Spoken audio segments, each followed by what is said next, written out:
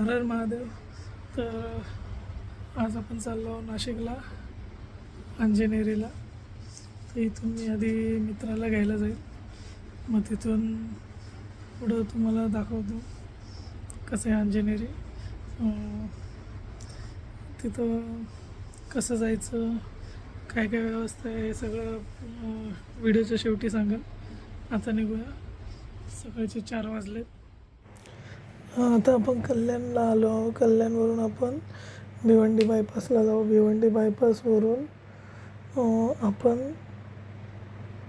Nashik highway पकडून सरळ हायवेने कसारा घाट करत घोटीला जाऊ. घोटीवरून घोटीचा जो टोल नाका आहे तो टोल नाका सोडला की आपल्याला लेफ्ट साईडला त्र्यंबकेश्वरचा बोर्ड लागतोच. लेफ्ट साईडून जर आपण गेलो तर सोपं पडेल, आणि लेफ्ट साईडून गेलो की वैतरणा डॅम मार्गे आपण अंजनेरीला जाऊ. आणि रस्ता खूप सुंदर आहे, पूर्ण जंगल आणि डॅमचं पाणी.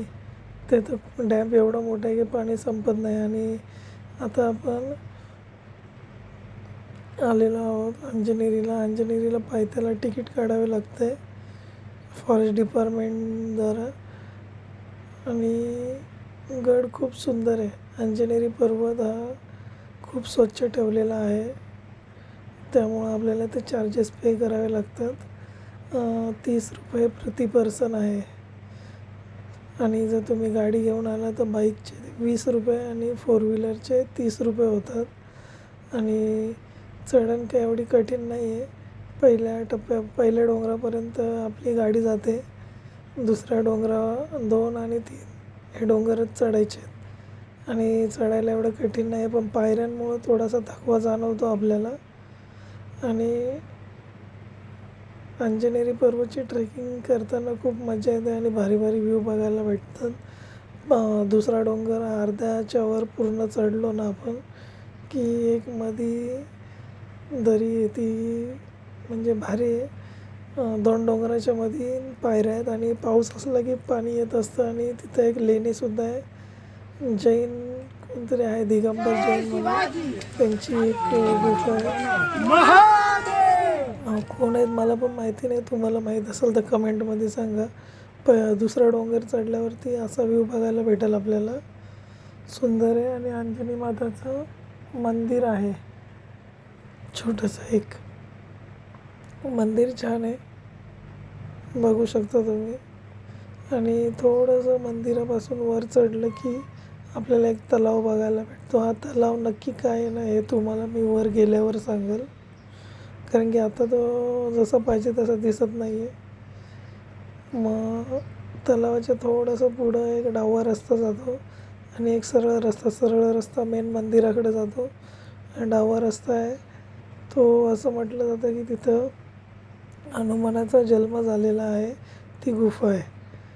पाऊस जोरात आला त्यामुळं आम्ही साईडला थांबलो. तिथं दत्त मंदिर, झाडाखाली गणपतीची मूर्ती होती आणि त्याच्याच बाजूला एक नारायणाचं मंदिरसुद्धा आहे. झाडं पण खूप मोठमोठी आहेत आणि त्यांना फांद्या तर खूप आहेत, लांबपर्यंत पसरलेल्या आहेत. आणि मग आता आपण जाऊया ती गुफा बघायला. आणि ही आहे ती गुफा. आतमध्ये कोरीव काम खूप आहे, खूप प्राचीन कोरीव काम आहे गुफेमध्ये. आणि या गुफेमध्ये हनुमानाचा जन्म झालेला असं म्हटलं जातं. आता आपण निघूया वरती जायला. धुकं कशी आलीत चालता. आता या धुकातून आम्हाला जायचं आहे. बघा, तलाव पण आता दिसेनासं झालं आहे. थोडंसं पुढं आल्यावर आपल्याला पायऱ्या दिसतील. त्या पायऱ्यांनी आपल्याला वर चढायचं आहे. आणि वर जाताना व्ह्यू खूप सुंदर आहे. आपल्याला वर आल्यावर एक डावा रस्ता भेटेल, छोटीशी पायवाट आहे. त्या पायवाटेने आपण पुढं जायचं. धुकं खूप आहे. आणि थोडंसं पुढं आल्यावर आपल्याला ही छोटीशी गुफा बघायला भेटते. आणि गुफा आकाराने खूप छोटी आहे. आपल्याला वाकून जावं लागतं बसून. एक माणूस बसू शकतो एवढी आहे गुफा ही. या गुफेत अंजनी माताने 1000 वर्ष तप केलेलं असं म्हटलं जातं. आणि त्याच तपाचं फळ होतं की हनुमानाचा जन्म झाला. आणि आपण हे असं काही करू नका. किती लिहिलेलं आहे बघा. तुम्ही इकडे येता ना, या आता आपण गुफा व्यवस्थित राहा. आणि आता आपण जाऊ जो मेन मंदिर आहे हनुमानाचं तिथं. रस्ता थोडा दगडांचा आहे, चालायला जमत नाही, पाय सटकत आहेत, त्यामुळं थोडी व्हिडिओ वर खाली होत असेल. हो, हे बघा, हे जे तुम्हाला दिसतंय ना, हा हनुमानाच्या पुढच्या जे बोटांची बाजू असते ना ती आहे. असं म्हटलं, आता पाण्याचा डबका आहे त्यामुळं फक्त तुम्हाला तो शेपच दिसेल. नीट दिसतंय की नाही मला माहिती नाही, पण मला बघा थोडंफार दिसत असं पूर्ण क्लिअर दिसतोय. डाव्या पायाचा पंजा आहे आणि खूप मोठा आहे. मगाशी तुम्हाला तळं दाखवलं ना, तेच तळं आहे. ते तळं नसून मारुती रायाचा पाय आहे, डावा पाय. तिथून पुढं आपण मेन मंदिराकडे निघूया. थोडासा ॲडव्हेंचर ट्रेक करत आपण वर आलो. वर तुम्ही बघू शकता संपूर्ण धुकं आहेत. ही आली आपली अंजनेरी पर्वताची शेवटचं टोक. धुकं वाढत चालली, परत मध्येच येत आहेत, मध्येच जात आहेत.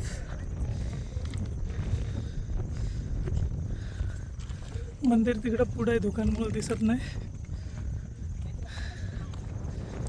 दुकान कसे आहोत लोक? अहिल्यानगर. हो, कधी आले? आम्ही आलो 12 वाजता. 12 वाजता. आता चालले? नाही, आता वरती चढायचं. असं जायचं आहे ना, चढायचं नाही, आता चालायचं आहे. चालायचं. थोडंच. काय नाव बोलले?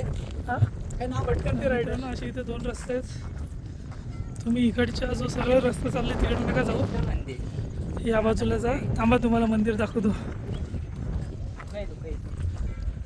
ते बघा, भगवा झेंडा दिसतोय ना, तसंच जायचं त्या रस्त्याला. ओमकार चाललाय बघा, तो दाखवल.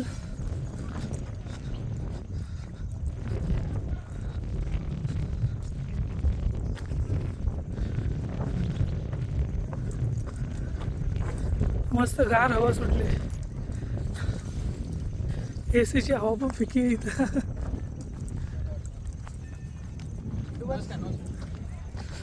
तर आता आपण इथं आलोय. ही निशाणी तुम्हाला दिसेल बघवी.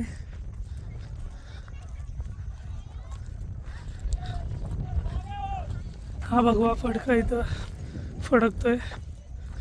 आणि हे समोर आपल्या ओंकार बाजू, हे समोर आपलं मंदिर आहे. त्या मंदिरात आपल्याला जायचं आहे. आणि या मंदिराच्या बाजूचा परिसर. आपल्याला मंदिराजवळ बरीच गर्दी बघायला भेटते. लाईन होती, लाईनीमधून आपण उभं राहून दर्शन घेण्यासाठी गेलो.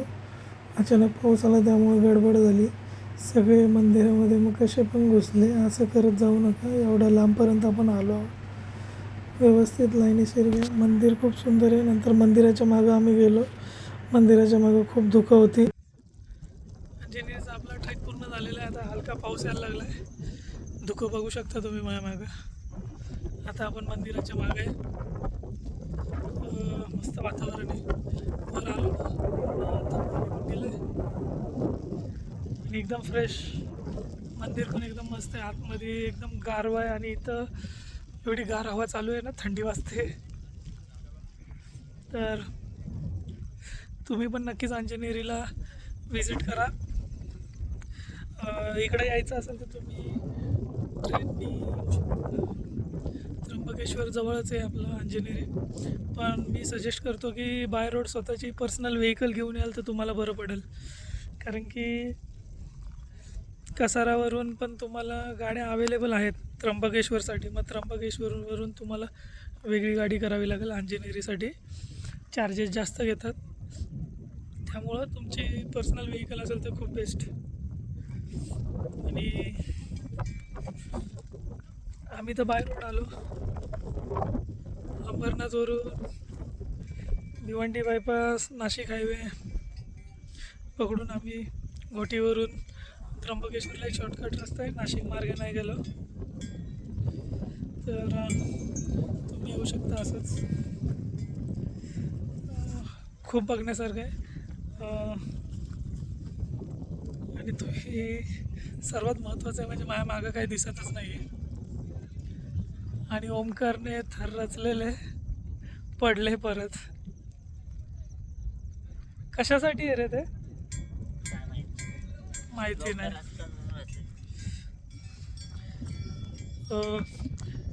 हे जे तुम्ही बघताय ना हा थर रचतोय ते असं म्हटलं जातं की इथं म्हणजे लास्ट टाइम मी आलेलो तेव्हा विचारलेलं इथं गावकऱ्यांना, ते मंदिराच्या बाजूला एक टी स्टॉल आहे, ते बोललेले की हे असे थर रचताना आपण मनामध्ये एक इच्छा ठेवायची, जर ती इच्छा पूर्ण होणार असेल तर दगडं एकमेकांवरती उभी राहतात आणि ते तशीच राहतात, पडत नाही. याचा अर्थ समजून जायचं की आपली इच्छा पूर्ण होईल. आपण जी ते दगडे रचताना इच्छा मागितली ती, आणि 7 दगडी रचावे लागतात असं सांगितलेलं त्यांनी. तर आता आपण परतीचा प्रवास करूया कारण की खूप उशीर झाला आहे. तर काळं व्हायच्या आत आम्हाला निघावं लागलं आणि आता तर समोरचं काही दिसतच नाही कसं जायचं ते. तर लवकर निघू. आणि व्हिडिओ आवडले असेल तर लाईक, शेअर आणि सबस्क्राईब करायला विसरू नका.